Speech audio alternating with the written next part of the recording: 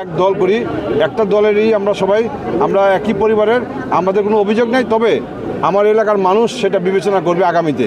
সেটাই আমার যে সহায়তা করেছে, তারা যে কষ্ট করেছে, সেটার জন্য একটা শুভেচ্ছা বিনিময়ের জন্য আসছি, তাদের কাছে কৃতজ্ঞতা জানানোর জন্য আসছি এবং ধন্যবাদ জানাতে আসছি যে তাদের যে অক্লান্ত পরিশ্রমের কারণে বিশেষ করে জেলা প্রশাসক সাহেব, পুলিশ সুপার এবং সার্কেল এসপি সাহেব, ভারপ্রাপ্ত কর্মকর্তা আমাদের দক্ষিণ থানার এবং আমাদের ইউএনও অফিসের যে আমাদের ইউএনও ম্যাডাম প্রেসিডেন্ট সার্বিকভাবে তারা সহযোগিতা করেছেন, যার জন্য বড় ধরনের কোনো দুর্ঘটনা ঘটেনি। এবং আমাদের রাজনৈতিক দলেরও দুই পক্ষেরই নেতাকর্মীরা সহনশীল ভূমিকার কারণে কিন্তু আমরা এই সুন্দর একটা পরিবেশ আরও বড় ধরনের দুর্ঘটনা থেকে বেঁচে গেছি।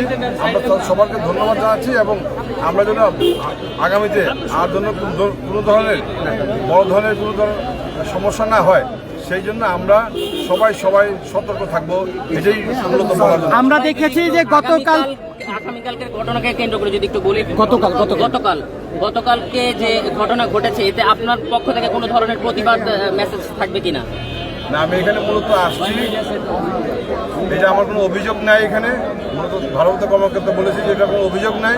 আমি এর আগেও আমার গ্রামে বলছি যে ঘটনা যারা করেছে, যে ভুল করেছে, যে অন্যায় করেছে, এই ভুলটা যারা করেছে তাদের বিচার আমার এলাকাবাসী করবে, এলাকার মানুষ করবে। তারা এটা বিবেচনা করবে। আমার ব্যক্তিগতভাবে আমার পক্ষ থেকে যারা আহত হয়েছে বা যারা ওখানে আপনার সমস্যায় পড়েছে, কেউরই কোনো অভিযোগ আমরা এখানে দায়ের করতে চাই না। যেহেতু আমরা সবাই এক দল করি, একটা দলেরই আমরা একই পরিবারের, আমাদের কোনো অভিযোগ নেই। তবে আমার এলাকার মানুষ সেটা বিবেচনা করবে আগামীতে। সেটাই আমার